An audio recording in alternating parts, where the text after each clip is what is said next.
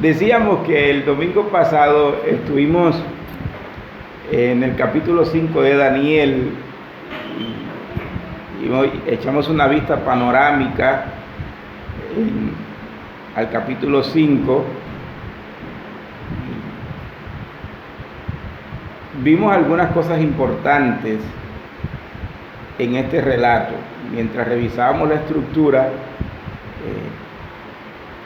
pudimos darnos cuenta que el énfasis de Daniel en este capítulo sigue siendo la soberanía divina, ahora manifestada en el castigo de un gobernante impío, un gobernante rebelde, profanador de las cosas santas, como era el caso de Belsasar. El versículo 21 del capítulo 5 enfatiza el pensamiento clave en todo ese capítulo. Allí dice: el Altísimo Dios tiene dominio sobre el reino de los hombres y pone sobre él al que le place. Ese es el pensamiento latente a lo largo de todo el libro de Daniel. Y quiero recordarles, hermanos, porque es bueno que esto no lo olvidemos. Recuerden que cuando Daniel escribe, Daniel está viviendo en la cautividad. El pueblo de Dios es un pueblo esclavo en una nación extraña. Y con mucha frecuencia los hijos de Dios suelen hacer crisis de convicciones en tiempos de calamidad. Y tendría usted que ser un superhombre o una supermujer para no dudar de Dios en algún momento, para que su fe no se tambalee en algún momento. Tendría usted que ser un gigante. Y tristemente ninguno de nosotros somos gigantes. Así que el libro de Daniel en ese sentido es muy pertinente para nosotros en este tiempo y para cualquier hombre o mujer en cualquier época de la historia humana. Porque en tiempos de calamidad, en tiempos de esclavitud, en tiempos en los que gobierna un dictador, déspota y profanador de las cosas santas, Dios levanta a un jovencito cuando apenas era un adolescente, y aún ya siendo un anciano, aquel hombre que Dios escogió sigue proclamando la soberanía de Dios en la historia. Y Daniel llegó a estar bien convencido, firmemente convencido de que el Dios nuestro, amados hermanos, es quien domina sobre los reinos de este mundo, y Dios pone sobre el gobierno de una nación a quien Él quiere y lo quita cuando Él quiere. Eso es maravilloso. Miramos también en el capítulo 5 que básicamente los pecados de Belsasar eran el desprecio de Dios y la idolatría. Se podrían citar otros más, hicimos una lista de por lo menos 3 pecados, pero básicamente el rechazo, el abandono de Dios y la idolatría eran los pecados que dominaban la vida de este corrompido rey. También vimos en el versículo 23 de ese mismo capítulo donde dice: y al Dios en cuya mano está tu vida y cuyos son todos tus caminos, nunca honraste. Versículo 23, parte C. Esa es la causa principal de la caída de Belsasar. ¿Sí? ¿Por qué Dios le pone fin a Belsasar y a su reino? Porque no quiso honrar al Dios que tenía su vida en sus manos. La vida de todo hombre en un sentido está en las manos de Dios. Y cada uno decide si va a honrar a ese Dios que tiene control sobre su vida o lo va a rechazar. Belsasar rechazó a Dios y Dios lo rechazó a él.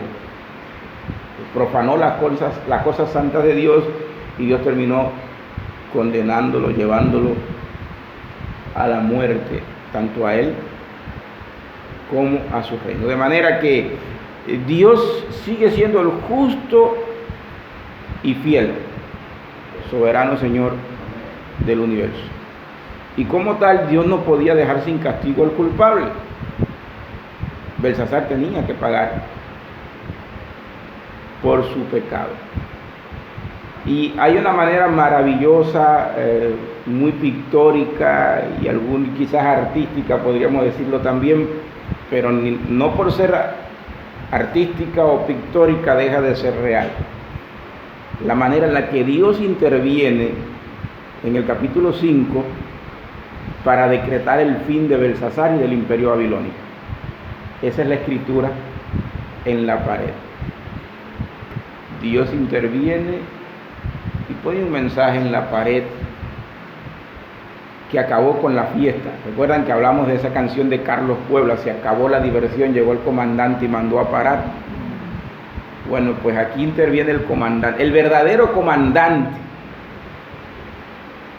el verdadero Señor del universo, y le pone fin a la fiesta de Belsasar.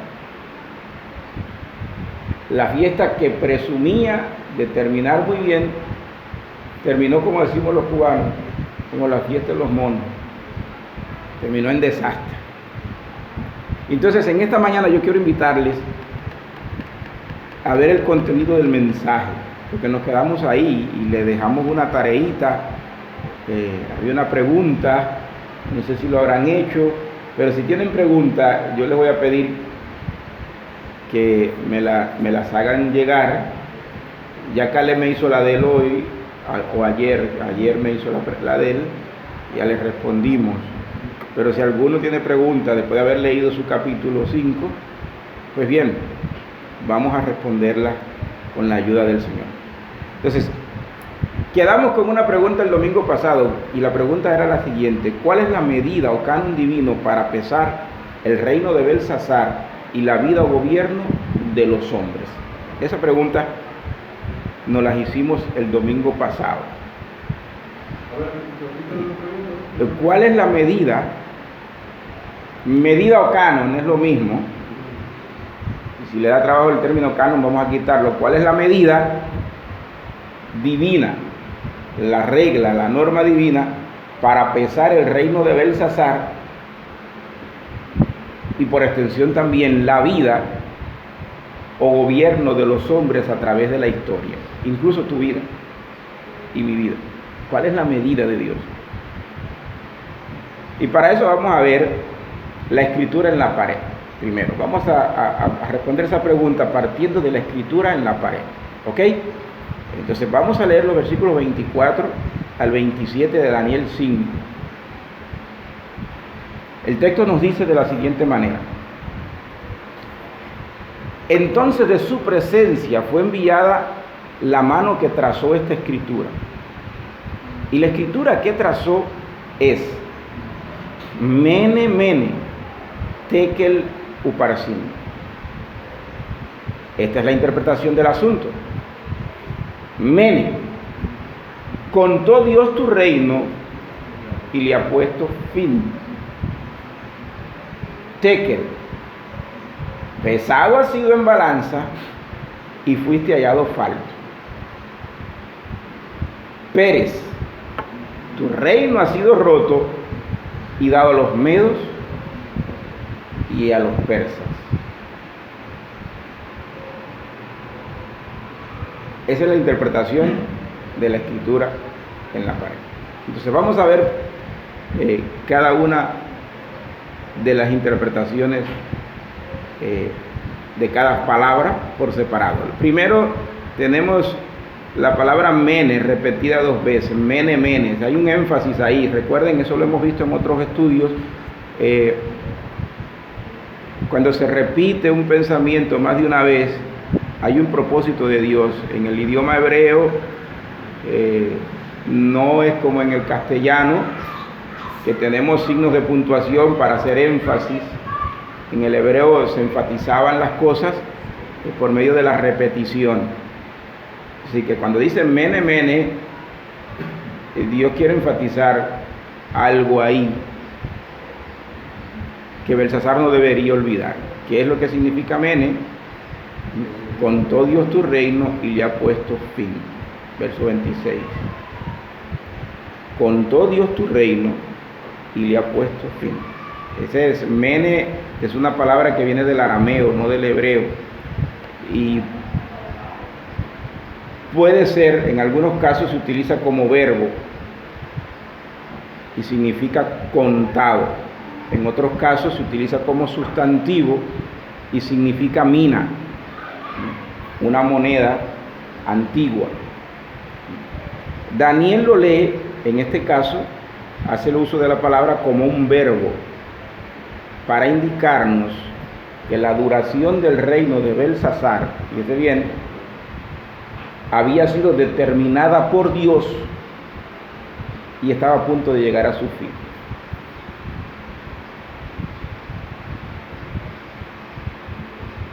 En otras palabras,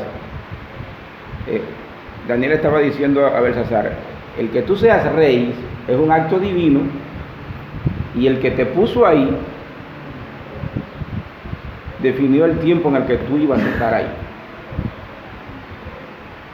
Tú no vas a estar sobre el trono de Babilonia todo el tiempo que tú quieras estar. Tú vas a estar sobre el trono de Babilonia todo el tiempo que el Altísimo determinó que tú estarías sobre el trono. Y ese tiempo ya llegó a su fin. Aquí es donde encaja el estribillo de la canción de Carlos Puebla. Se acabó la diversión. Llegó el comandante y mandó a parar. Y repito, acá no fue Fidel Castro, acá fue el Dios Altísimo el que le puso fin, ¿entiendes?, al reino de Belsasar. Ahora bien, esto es una prueba más, hermanos, del señorío de Dios en la historia de la humanidad. Que Daniel pudiera decirle al rey, mi Dios es el que te puso ahí y Él decidió el tiempo que tú ibas a estar ahí. Era una declaración más de que quien gobierna, quien se enseñorea, quien conduce, quien guía el hilo de la historia humana, no es el hombre, es el Dios Altísimo. Toda la Biblia está llena de ese pensamiento. El profeta Jeremías, por solo citar un ejemplo o dos ejemplos, Jeremías e Isaías, también enfatizan ese pensamiento. Y cuando se refieren a Babilonia, si usted lee al profeta Isaías y al profeta Jeremías, se va a dar cuenta que mucho antes de que Babilonia entrara en la escena de la historia mundial, ya Isaías y Jeremías habían anunciado el fin de Babilonia. Y no solo su fin, sino cómo o cuál sería la causa por la que Dios le pondría fin al imperio babilónico. Voy a citar solamente las palabras de Jeremías. Están en capítulo 50 de Jeremías, versículo 28. Mire lo que dice Jeremías. Ahora escuchen a la gente que ha escapado de Babilonia. Óiganlos hablar de mi venganza. Este es Dios hablando por medio de Jeremías. Dice, Dios acabó con los babilonios porque ellos destruyeron el templo de Dios. Antes de que sucediera, ya Dios estaba anunciando cuál era la causa por la que la Babilonia iba a caer. Ese es el primer pecado que se le encuentra al imperio babilónico. Si usted va al capítulo 1 de Daniel, se va a dar cuenta que Daniel dice muy claro que cuando Nabucodonosor entró a la ciudad de Jerusalén, saqueó los tesoros del templo y se los llevó a los templos de su Dios.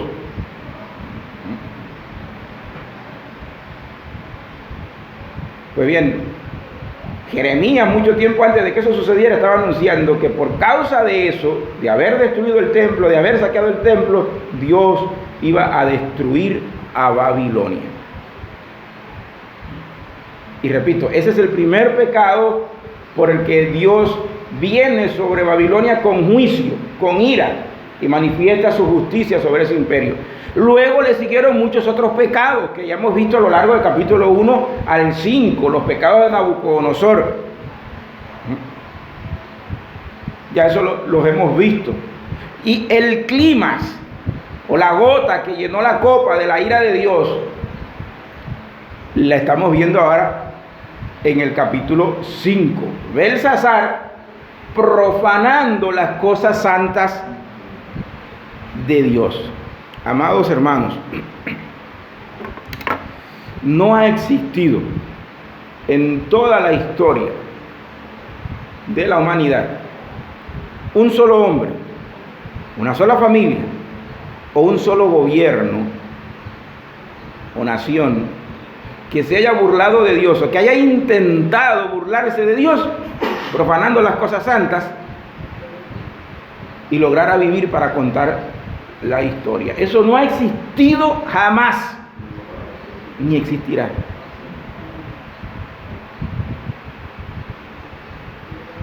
Que se burle de Dios, que profane las cosas santas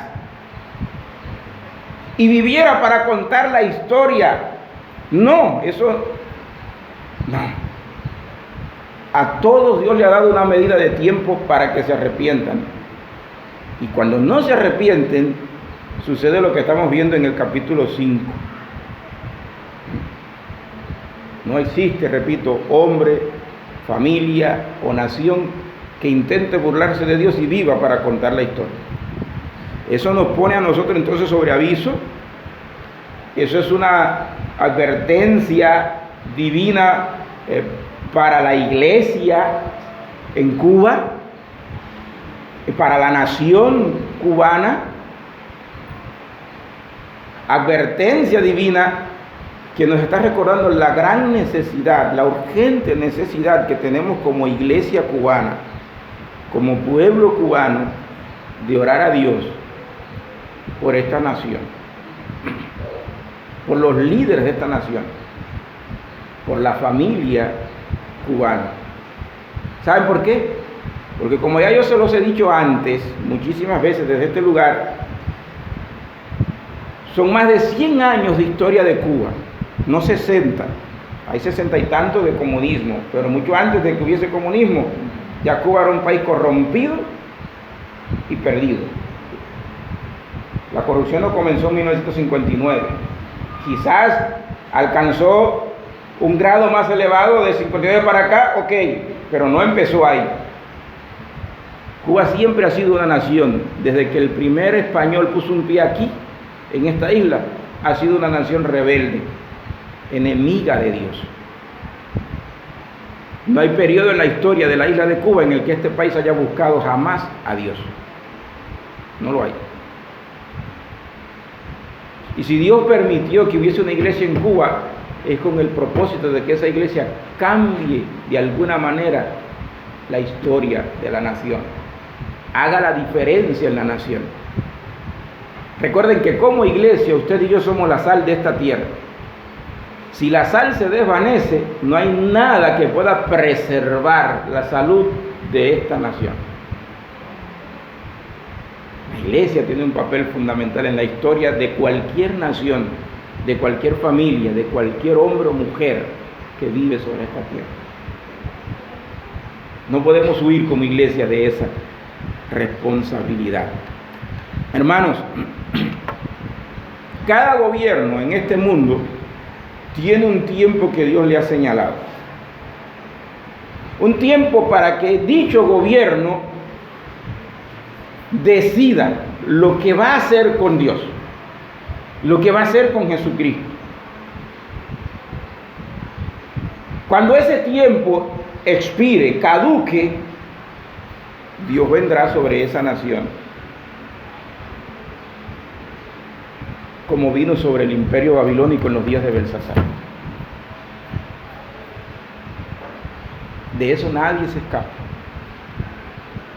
Y yo creo que todavía como nación estamos en ese tiempo de gracia. Todavía tenemos oportunidad. pero no habrá para siempre esa oportunidad. Alguien dijo que el tiempo perdido hasta los muertos lo lloran. Dios quiera que no se tenga que decir eso en el futuro de la nación cubana, de la familia cubana.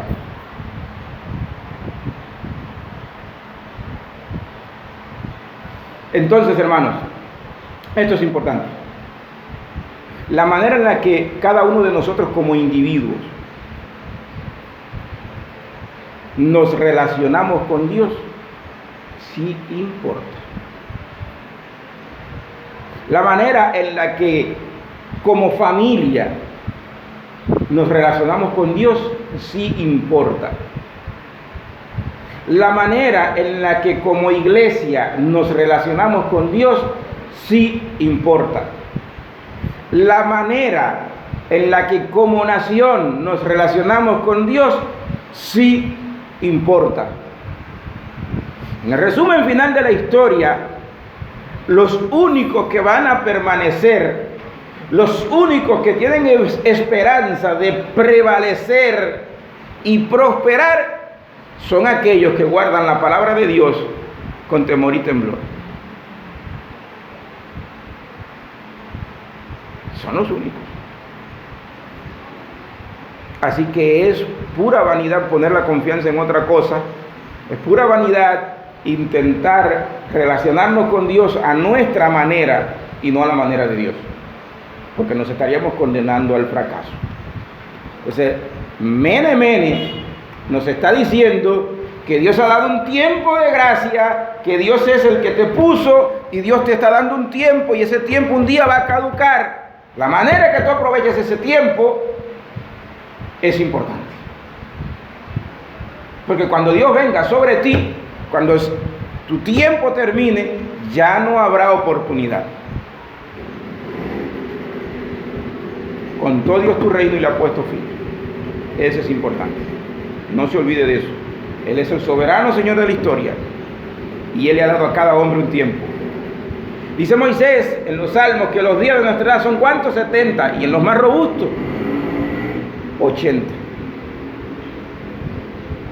Si usted logra ir un poquito más allá de los 80, ya es súper bienaventurado.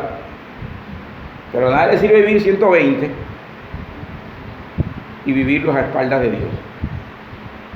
Yo conocí a 2 hombres que soñaron, anhelaron llegar a los 120. De hecho, estaban en el club de los 120. Irónicamente, ninguno de los dos logró llegar. Porque ninguno de los dos jamás se interesó por Dios. El uno era ateo y el otro era un idólatra pervertido, corrompido, moral, espiritual y sexualmente. Y siempre que me acuerdo de ambos, digo, ahí lo tenemos. El vivo ejemplo, cuando Dios vino sobre ellos, los quitó del medio. Entonces, la segunda frase, palabra en la frase, tekel, ¿qué significa? Dice, pesado has sido en balanza y fuiste hallado falto, versículo 27. Este es un verbo que también muchas veces se usa como sustantivo. Daniel también lo usa como verbo aquí. Y su significado es el siguiente, pesado. Ahora, ¿qué se quiere decir con esto? Lo que quiere decir Dios por medio de Daniel a Belsasar es lo siguiente. Él está diciendo, mira Belsasar,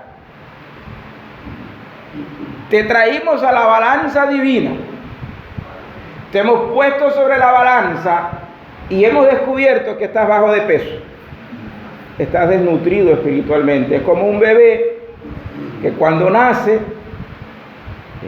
se nota que no hay algo normal en él y lo llevan a la pesa, lo pesan y se dan cuenta que nació desnutrido, bajo de peso y que hay que ponerle un tratamiento urgente porque puede morir ese bebé.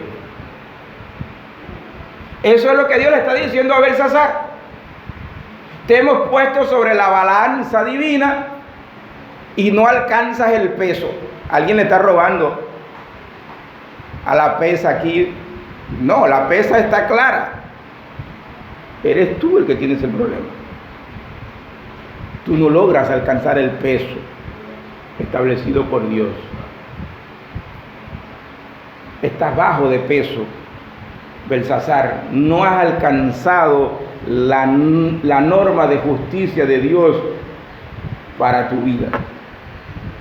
Eres como un bebé que nació bajo de peso, como un niño desnutrido.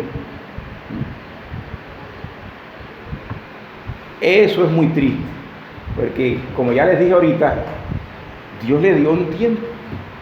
Él tuvo todo el tiempo para lograr alcanzar el peso que se necesitaba, pero no lo logró. Y eso revela una vez más la total incapacidad del hombre para alcanzar las normas de Dios por sus propios medios. Dios le dio a Belsasar todos los recursos para que pudiese llegar, y Belsasar los desechó. Siendo incapaz, en lugar de reconocer su incapacidad, Belsasar lo que hizo fue que desechó a Dios, desechó la palabra de Dios, desechó el mandato de Dios. Conocía toda la historia de los hechos poderosos de Dios en la vida de su abuelo, pero no le dio importancia, tiró todo eso a basura.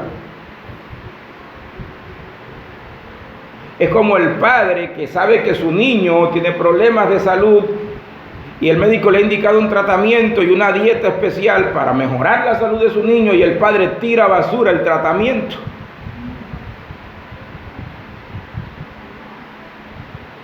Es como el hombre que sabe que tiene que hacer un tratamiento médico, pero lo tira a basura y se entrega a los placeres viviendo. Ese era Belsasar.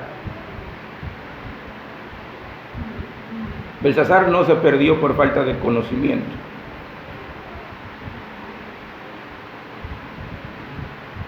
Belsasar sabía lo que necesitaba saber, pero no aprovechó lo que Dios le había puesto al alcance de su mano. Tanto Belsasar como todos los reyes que fueron antes de él, desde Nabucodonosor, tenían pleno conocimiento, porque solamente la historia de Dios con relación a Nabucodonosor era más que suficiente para que los reyes que siguieron después de Nabucodonosor entendieran que el Altísimo es quien gobierna sobre el reino de los hombres. Pero a ninguno de ellos les interesó ese trato especial que Dios había tenido con Nabucodonosor. Todos lo despreciaron. Entonces llegó el momento en que Dios vino y puso sobre la balanza al todo el imperio babilónico y quedó bajo de peso, no alcanzó. Entonces, vamos a ver ahora, este es el punto acá, cómo pesó Dios a Belsasar, cómo pesa Dios a los hombres, cuál es la gota que llenó el vaso de la paciencia divina para con Belsasar, el imperio babilónico, y cuál puede ser la gota que llena el vaso de la paciencia divina para con muchos hombres, o cuál es la norma divina para medir la vida de todos los hombres en esta historia. Y miren, hermanos, básicamente la norma divina la tenemos aquí, en este libro que se llama Santa Biblia. Pero podemos dar esa misma respuesta de muchas maneras. Y yo les voy a compartir 3 maneras en las que Dios pesó a Belsasar, específicamente a Belsasar. Y esas 3 maneras aplican a cualquiera de nosotros aquí en esta sala. Aplican a cualquier ser humano en cualquier época de la historia, pasada, presente y futura. Porque son normas, principios inmutables, son normas de Dios. Entonces, en primer lugar, Dios pesa a los hombres teniendo en cuenta la cantidad de luz o de oportunidades que dicho hombre ha recibido.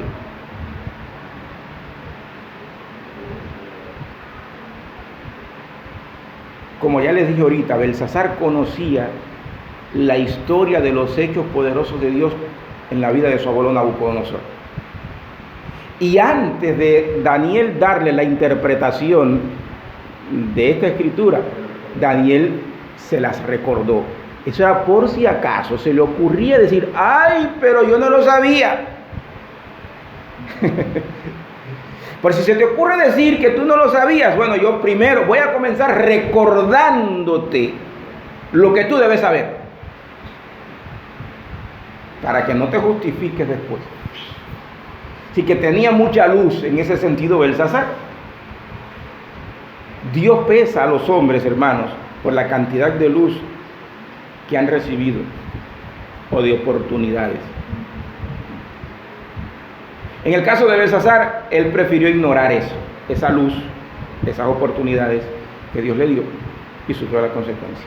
Ahora, yo quiero que miren conmigo, porque hay muchos pasajes en las Escrituras, especialmente en el Nuevo Testamento, que nos confirman el hecho de que Dios va a juzgar a los hombres de acuerdo con la cantidad de luz que recibieron, o la cantidad de oportunidades que tuvieron de arrepentirse y creer al Evangelio. Miren, voy a listar los pasajes por si algunos, los que copian, tomen nota de ellos. No los vamos a leer todos porque nos va a consumir demasiado tiempo, pero en Mateo capítulo 11, versículo 22 es el primer pasaje que les voy a dar. El otro pasaje está en Marcos capítulo 6, verso 11 también. En Lucas capítulo 12 tenemos otro, versículo 48. En Juan 3, versículo 19. Juan 9, 41. Juan 15, 22 y Romanos 2, versículo 12. Ahora bien, miren, voy a leer en Lucas capítulo 12, versículo 48, solamente ese texto. Mas el que no entendió e hizo cosas dignas de azote será azotado poco, porque al cualquiera que fue dado mucho, mucho será vuelto a demandar de él, y al que encomendaron mucho, más le será pedido. Al que mucho se le mandó, mucho se le demandará. Al que mucho se le dio, mucho se le va a exigir. ¿Se da cuenta? Dios va a medir en el día final a los hombres por la cantidad de luz, de oportunidades o de responsabilidad que tuvieron sobre sí. Si leemos los otros pasajes, nos vamos a dar cuenta que eso está muy claro en las Escrituras. Dice la Biblia que los que sin ley pecaron, sin ley serán juzgados. Y los que pecaron estando bajo la ley, por la ley serán juzgados. Nadie se escapa. El indio que vive en la selva amazónica y que muere sin Cristo, no muere sin luz. Algo de luz llegó a él y será juzgado por la ley, por la luz que recibió del Evangelio. El cubano que lee la Biblia y que conoce la palabra de Dios, por esa palabra será juzgado. El doctor en teología será juzgado de acuerdo al nivel de conocimiento, de luz que recibió, y así el analfabeto, que solo sabe quizás decir Juan 3:16 de memoria. Dios juzgará a los hombres teniendo en cuenta la cantidad de luz y de oportunidades que recibieron. Una segunda manera en la que Dios pesa a los hombres es la siguiente. Dios va a pesar a los hombres por la manera en la que los hombres responden a las demandas de Dios o a la palabra de Dios en relación con las cosas santas. Y vamos a ir aquí un poquito atrás en la historia bíblica, en la historia de la nación de Israel. En el libro de Números y en el mismo libro de Daniel también. Primero en el libro de Daniel. En el capítulo de Daniel, ustedes recordarán que durante el sitio de Jerusalén, Nabucodonosor destruyó la ciudad y saqueó el templo, llevando consigo a Babilonia todos los utensilios sagrados que pudo tomar. Y dice la Biblia en el libro de Daniel que los trajo y los puso en el templo de su Dios. Capítulo 1 del libro de Daniel. Daniel no nos dice nunca que en algún momento de su vida Nabucodonosor hubiera dado algún uso a esos vasos sagrados. Solo dice que los trajo y los puso en el templo de su Dios. Ahora, lo que Daniel sí nos dice es que cuando su nieto Belsasar llegó al trono, en un arrebato de fanfarronería y franco desafío al Dios de Israel, se armó una fiesta, una orgía pagana, y cuando le subió el alcohol a la cabeza, entonces quiso seguir la fiesta utilizando las cosas santas de Dios para beber en su fiesta. Eso hizo Belsasar. Usó las cosas santas en un banquete pagano. Eso fue un acto de profanación de las cosas santas. Literalmente. Ahora, ¿por qué fue una profanación? Para entender esto hay que ir atrás al libro de Números, por allá atrás en el Antiguo Testamento, el Pentateuco, y yo no voy a leer todo el capítulo.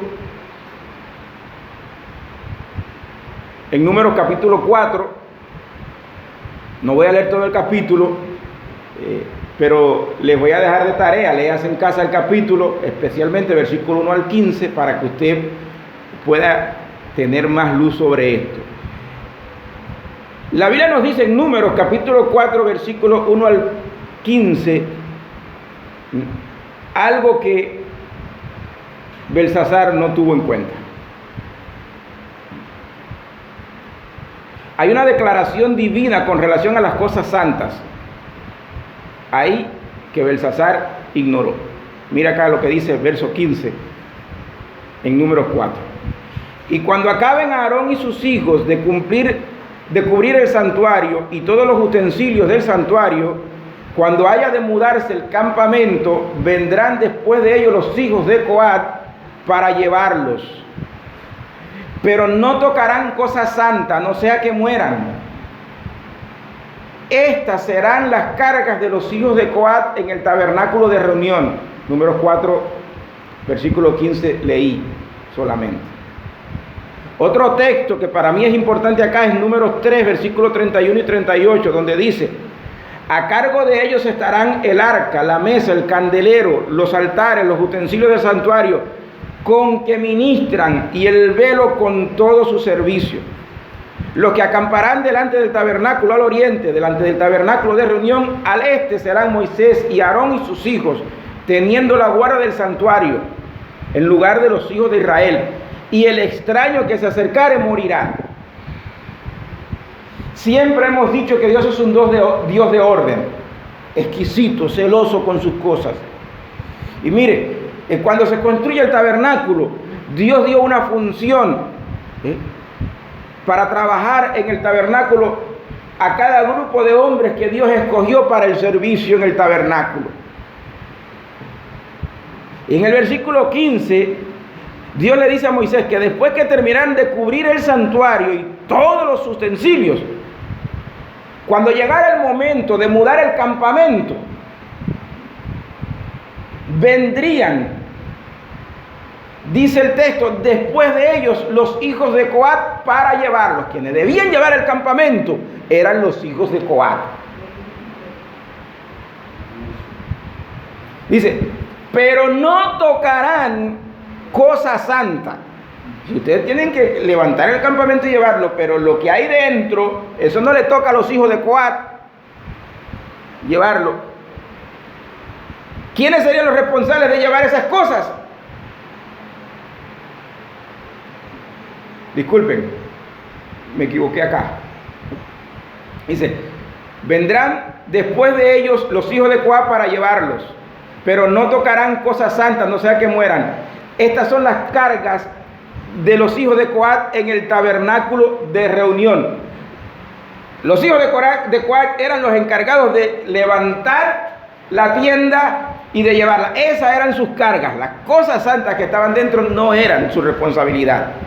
Entonces los versículos 31 y 38 del capítulo 3 nos dan entonces la luz sobre lo otro. Dice, a cargo de ellos estarán el arca, la mesa, el candelabro, los altares, los utensilios del santuario con que ministran, y el velo con todo su servicio. Los que acamparán delante del tabernáculo al oriente, delante del tabernáculo de reunión al este, serán Moisés y Aarón y sus hijos, teniendo la guardia del santuario en el lugar de los hijos de Israel. Y el extraño que se acercare morirá.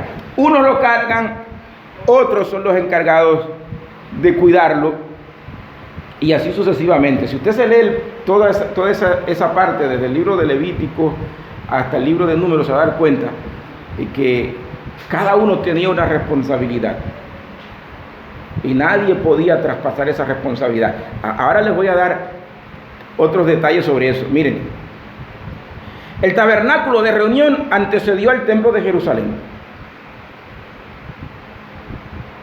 Y ya dijimos que Dios, por boca de Jeremías, anunció cuál era la causa principal del fin de Babilonia: la destrucción del templo.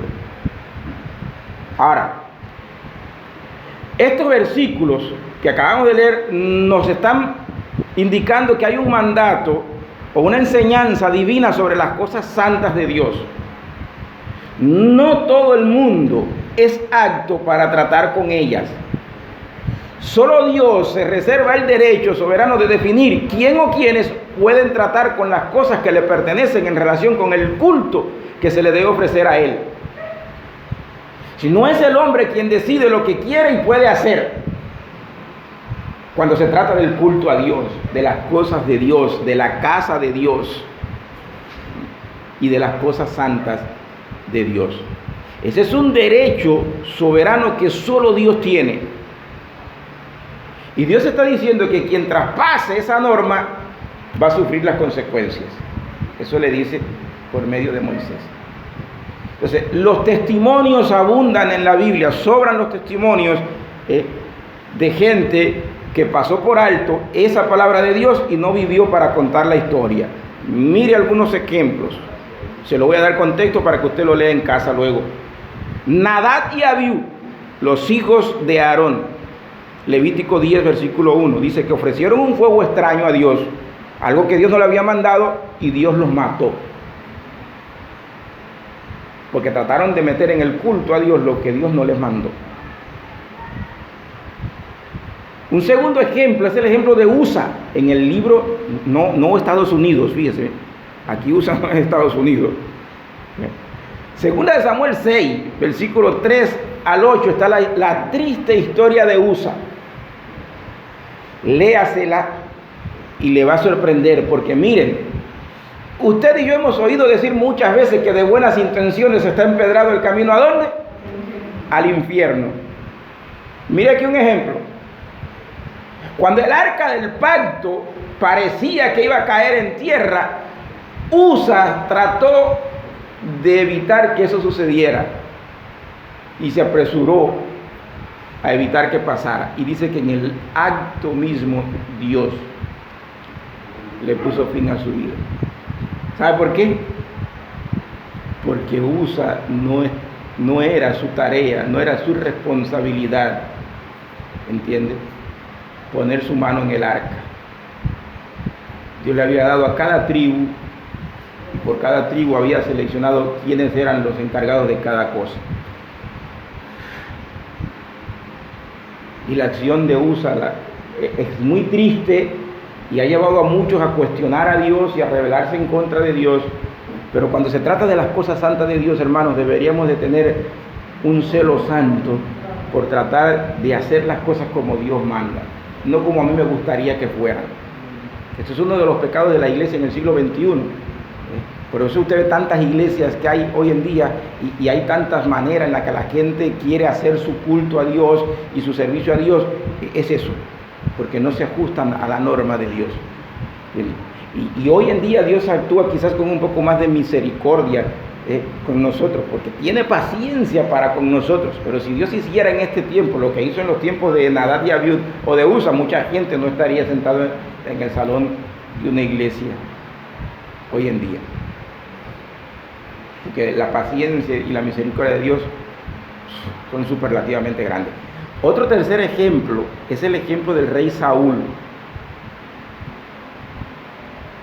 Capítulo 13 del primer libro de Samuel, versículo 1 al 14. Saúl fue escogido por Dios para ser rey, pero Saúl quiso ir más allá y Dios le puso fin a Saúl por profanar las cosas santas.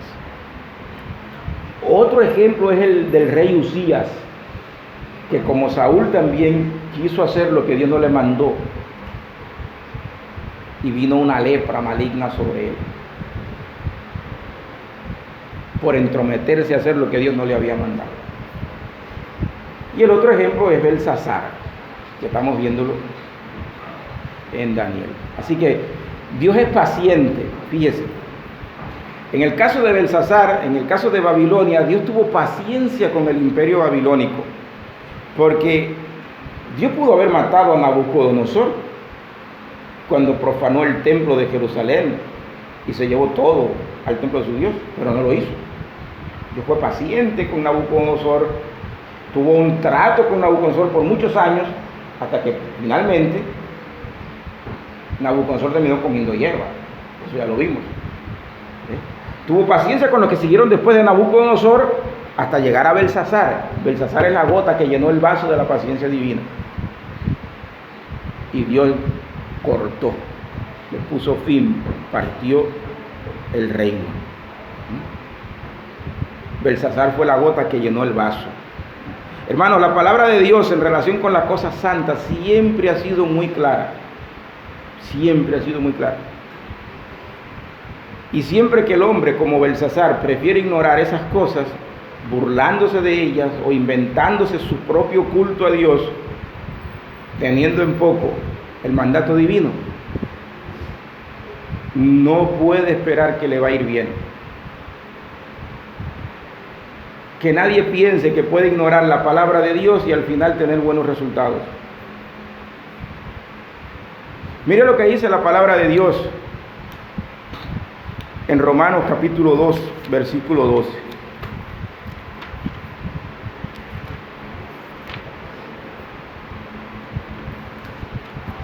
Dice así la palabra del Señor: porque todos los que sin ley pecaron, sin ley también perecerán, y todos los que en la ley pecaron, por la ley serán juzgados. Eso está claro, lo dije ahorita, ahora lo leemos. Usted puede escoger ignorar la palabra de Dios y usted va a sufrir las consecuencias. Usted puede decir: no, pero yo no estoy bajo la ley, sino que estoy bajo la gracia, eso no es para mí. Bueno, pues bajo la gracia usted también va a sufrir las consecuencias si usted pervierte la gracia para vivir como usted se le viene en gana. Porque nunca la Biblia enseña que la gracia anula la ley de Dios. Entonces, Belsasar tiene un tiempo de gracia y tira basura, desprecia la palabra de Dios. No podía irle bien. Dios vino sobre él y trajo su juicio sobre él. Le pagó conforme a sus perversidades. Dios así pagó a Belsasar. Por tener en poco la palabra de Dios, Belsasar sufrió las consecuencias. Por desechar la palabra de Dios, Belsasar sufrió las consecuencias. Hay una tendencia en el cristianismo del siglo XXI, hay mucha gente que con facilidad o se van al extremo de pervertir la gracia de Dios y decir que no están bajo la ley, sino bajo la gracia. Ese es un extremo malo, y el otro extremo es el de poner tanto énfasis en la ley que se olvidan de la gracia. Tanto el uno como el otro están muy mal y van a sufrir las consecuencias si no tratan de mantener el equilibrio correcto entre la ley de Dios y la gracia, porque no hay contradicción entre ley y gracia. Y no podemos disfrutar la gracia de Dios ignorando la palabra, la ley de Dios revelada en las Escrituras. Eso es imposible. ¿Bien? Entonces, vamos a seguir. En este punto podríamos preguntarnos, ¿qué son las cosas santas? Y mira, hay muchas respuestas también para esto. Pero básicamente, la Biblia nos da algunas de esas respuestas. Miren, número 1, la Biblia nos dice que el nombre de Dios es santo. ¿Sí o no? El nombre de Dios es santo. Y uno de los 10 mandamientos nos dice, con respecto al nombre de Dios, que no deberíamos tomar el nombre de nuestro Dios en vano. Un mal hábito que tienen no solamente los cubanos, eso usted lo puede ver en el mundo hispano. Yo en Estados Unidos, las veces que fui, me sorprendía también, porque hay una tendencia en el mundo hispano a tomar el nombre de Dios en vano. Y cuando usted utiliza el nombre de Dios para cualquier cosa, eso es una manera sencilla de tomar el nombre de Dios en vano. Bueno, ponerle la etiquetica de Dios a veces a muchas cosas que decimos o hacemos, eso es tomar el nombre de Dios en vano. Y es un acto pecaminoso. No deberíamos tomar el nombre de Dios en vano, porque el nombre de Dios es santo. Es una de las cosas santas de Dios. Su nombre es santo. Pero la palabra de Dios también es santa, ya lo hemos dicho. Y cuando no se tiene en cuenta esta palabra, no se le da el lugar a la palabra que debe llevar en la vida, Dios lo va a llamar a cuenta a usted por no respetar su palabra. Le voy a poner un ejemplo. En el mundo carismático hay una tendencia a decir que hay una experiencia espiritual que viene de Dios, a la que los carismáticos le llaman la borrachera del Espíritu. ¿Han oído hablar de eso? Si usted ha ido a un culto pentecostal, entonces usted en algún momento va a chocar con eso, la borrachera del Espíritu. Y toman la Biblia, el pasaje en el libro de los Hechos, en donde los judíos que estaban reunidos cuando tuvo lugar Pentecostés se burlaban de los discípulos y decían, no, están llenos de mosto. Burlándose decían que los discípulos estaban llenos de mosto. Entonces estos carismáticos dicen, bueno, si ahí dice que estaban llenos de mosto, estaban borrachos, es porque la experiencia es parecida a una borrachera, y el bautismo del Espíritu es como una borrachera espiritual. No se dan cuenta que quienes criticaron a los discípulos eran inconversos, impíos, que se estaban burlando de ellos. Cuidado con eso, hermanos. Pero entonces usted está minimizando la palabra, usted no está teniendo en poco la palabra de Dios cuando usted se pone al nivel de los impíos para decir que la experiencia del Espíritu Santo en la vida de un creyente es como una borrachera. Cuidado con eso. Yo recuerdo cuando yo era un recién convertido, en Cuba cuando entraron las llamadas 3 olas del Espíritu Santo. Miren, en las 3 horas del Espíritu Santo se había borrachera del Espíritu, vómito santo y nalgada santa. 3 aberraciones que en Cuba se vieron en muchas iglesias pentecostales, metodistas, por allá por los años 90. ¿Se imagina usted? Vómito santo, nalgada santa. ¿Qué hombre que se respete permite que venga otro hombre a dar una nalgada a su mujer y luego diga que una nalgada santa? ¿Quién le cabeza eso? Y entonces trataban de justificar todo eso con la Biblia, con la palabra. ¿Dónde lo dice? Teniendo en poco la palabra de Dios. La palabra de Dios es santa, hermano, y como santa deberíamos tratarla. Ahora, la casa de Dios es santa. Entonces deberíamos respetar la casa de Dios. Y no tanto el edificio. Hay una casa más importante que estas 4 paredes. ¿Sabe usted cuál es? Su propio cuerpo. Tu propio cuerpo. Mire 1 Corintios 3:16. 1 Corintios capítulo 3, versículo 16. capítulo 6, versículo 12 también al 20, y 2 Corintios capítulo 6, versículo 14 al 7:1. Yo voy a leer 1 Corintios capítulo 3, versículo 16. Dice: ¿no sabéis que sois templo de Dios y que el Espíritu de Dios mora en vosotros? Esto le está diciendo Pablo a la iglesia de Corinto. Y sigue diciendo: si alguno violar el templo de Dios, Dios destruirá al tal. Porque el templo de Dios, el cual sois vosotros, es santo. ¿Qué les parece? ¿Qué son las cosas santas? El nombre de Dios, la palabra de Dios, tu cuerpo. El día que Dios te salvó, el día que Dios te sacó del pecado y te trajo a una nueva vida en Cristo, ese día Dios te santificó. Y Dios te trata ahora como santo. Aun cuando todavía hay una naturaleza pecadora en ti, aun cuando todavía te equivocas, cometes errores, Dios, cuando te mira por la lente de Jesucristo, te ve como lo que estás llamado a ser, santo. Por eso dice que tu cuerpo es santo. Y que si tú destruyes el templo de Dios, que es tu cuerpo, Dios te va a destruir a ti.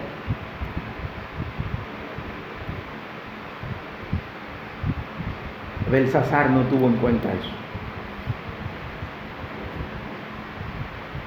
Se corrompió, se perdió. Hermano, nadie puede despreciar o profanar las cosas santas de Dios y pensar que le va a ir bien. Esto tiene mucha tela por donde cortar, pero no quiero ser demasiado extenso, por eso le doy los textos para que ustedes lo lean luego en casa. Ahora, hay una tercera regla o norma derivada de la palabra de Dios con la que Dios midió a Belsasar. Y fue su elección de servicio. La elección de servicio de Belsasar fue otra medida que Dios utilizó. Recuerdan que Daniel le dice, inspirado por Dios: y al Dios en cuyas manos está tu vida, no honraste. Belsasar escogió adorar a falsos dioses y no adorar al Dios que tenía su vida en sus manos y que le había dado el reino. Él escogió servir al pecado. Dios lo midió también por eso. Tu elección de servicio cuenta. ¿Recuerdan cuando Josué se despedía de la nación de Israel? Josué les dijo: escojan ustedes a quién van a servir, pero yo y mi casa serviremos a Jehová. Tu elección de servicio entonces también importa. Dios te va a medir por tu elección de servicio. Juan 3, 16, 17 y 18, porque de tal manera amó Dios al mundo que ha dado a su Hijo unigénito para que todo aquel que en él cree no se pierda, mas tenga vida eterna. Porque no envió Dios a su Hijo al mundo para condenar al mundo, sino para que el mundo sea salvo por él. El que en él cree no es condenado, mas el que no cree, tu elección cuenta. Tu elección de servicio cuenta. Dios te va a medir por ella también. Y la última palabra en el mensaje, Ufarsino Pérez, dice: tu reino ha sido roto y dado a los medos y a los persas. Esta palabra es un singular y suena como la palabra aramea para Persia. Suenan muy parecidas las dos palabras, Persia y Ufarsín. Y lo que significa es eso: dividido, partido, roto. Entonces, el imperio que destruyó a Babilonia era una mezcla, era una unión, era una alianza del imperio medo y el imperio persa. Se unieron, formaron un solo imperio medo-persa. Por eso dice: lo parto, lo voy a partir. Lo partió en dos. Medos y persas se repartieron a Babilonia, literalmente. Eso acentúa dos cosas. Y una es la responsabilidad individual que tiene cada hombre ante Dios. Tu reino, era tu reino, yo te puse ahí, tú eras responsable, pero no cumpliste tu responsabilidad. Ahora vengo yo, te lo quito, lo parto en dos y se los doy a otros 2. ¿Se dan cuenta? Que no puede, el hecho de que Dios sea soberano no anula la responsabilidad del hombre. Ese es un misterio que vuelve loco a montones de creyentes. Pero ahí está. Soberanía de Dios y responsabilidad humana no se contradicen. Como le he dicho muchas veces en el pasado, la línea entre la soberanía de Dios y la responsabilidad humana es como el filo de un machete, tan fino que no podemos caminar con él, caminar sobre él. No podemos diferenciar dónde termina uno y comienza el otro, pero ambos están ahí en la Biblia y usted y yo no podemos negarlo, aunque no lo entendamos. Pero que Dios sea soberano, Señor del universo, no deja al hombre sin responsabilidad ante Dios. Ese es un misterio que no alcanzamos a sondear, pero ahí está. Entonces, 2 cosas se acentúan ahí en la última frase, y una es eso, la responsabilidad que él tenía ante Dios. Y la segunda cosa que se acentúa es el fin que le espera a todo el que se rebela contra Dios, a todo el que rechaza la palabra de Dios y profana las cosas santas de Dios. Sea un hombre, sea una familia, sea una iglesia o sea el gobierno de una nación, si no reconocen a Dios, si no respetan las cosas santas de Dios, la ira de Dios va a venir sobre ellos y van a sufrir graves consecuencias. Serán arrasados, serán destruidos si no se arrepienten y se vuelven a Dios. Entonces, hermanos, para terminar el capítulo 5, el rey Belsasar fue un corrompido, arrogante, atrevido, que pensó que sus pecados nunca lo iban a alcanzar, pero lo alcanzaron. Sus pecados lo alcanzaron. Nunca honró a Dios, aún sabiendo todo lo que Dios había hecho con su abuelo. Él prefirió desechar a Dios. ¿Qué hizo Dios? Dios vino a su encuentro con su palabra y le dijo: Belsasar, he contado tu reino, le he puesto fin a tu reino, te he pesado en la balanza divina y fuiste hallado bajo de peso. Por tanto, tu reino lo voy a partir y lo entregaré a los medos y a los persas. Eso es Mene, Mene, Tekel, Upharsin. Por eso, ahora yo entiendo mejor por qué cuando Belsasar vio la escritura en la pared, ¿recuerdan lo que dice el texto? Las piernas le temblaban hasta el punto que sus rodillas chocaban una con la otra, sin entenderla, sin saber el significado, para que usted vea el efecto de la palabra, del juicio de Dios sobre una persona.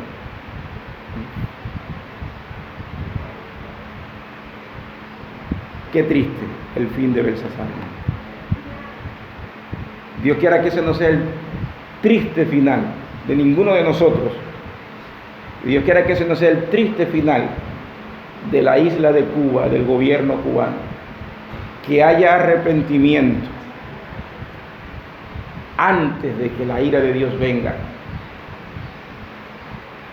Que haya luz y salvación antes de que Dios venga en todo el poder de su ira, no solamente sobre Cuba. Yo digo Cuba porque es aquí donde vivimos, pero Dios va a venir con todo el peso de su ira sobre el mundo entero. Eso está clarito en el libro de Apocalipsis. Y cuando el día de la ira se desate, nadie que no esté parado firme sobre la roca que es Jesucristo va a permanecer. Nadie. Recuerde bien, mire, y esto yo no lo dije cuando enseñamos el capítulo 3. En el capítulo 3, Dios salvó a aquellos 3 jóvenes. ¿Dónde los salvó? ¿Dónde los salvó? ¿Alguien lo sabe? ¿Dónde? No, Dios no los salvó del horno de fuego. Dios no los salvó del horno de fuego. ¿Fueron al horno de fuego los 3 jóvenes, sí o no? Fueron al horno de fuego. Dios no los salvó del horno. Dios los salvó en el horno de fuego.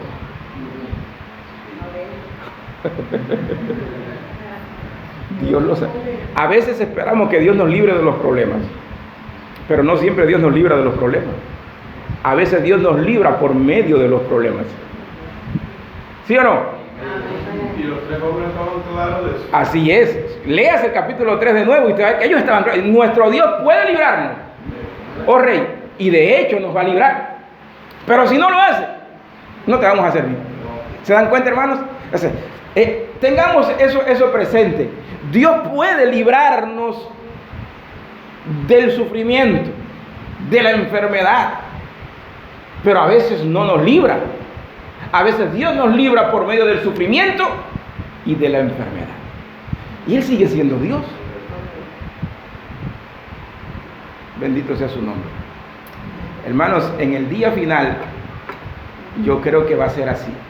Dios va a librar a su iglesia, no del día de la ira, sino en el día de la ira. El día de la ira seremos librados. ¿Sabe por qué? Porque estamos firmes sobre la roca. Recuerde esa imagen, esa ilustración de Jesús cuando habla del hombre sabio y del hombre necio. Dice que el sabio edificó su casa sobre la roca y el necio la edificó sobre la arena. Cuando vinieron las lluvias y las tempestades y los vientos dieron con ímpetu contra la casa edificada sobre la arena, ¿y qué pasó? Fue grande su ruina. Pero cuando esas mismas lluvias y vientos golpearon contra la casa sobre la roca, ¿qué pasó? Permaneció, porque estaba ¿cómo? Edificada sobre la roca. Él nos está diciendo, lo único que te va a mantener firme en el día de la tormenta es el fundamento. ¿Sobre qué estás edificando tu vida?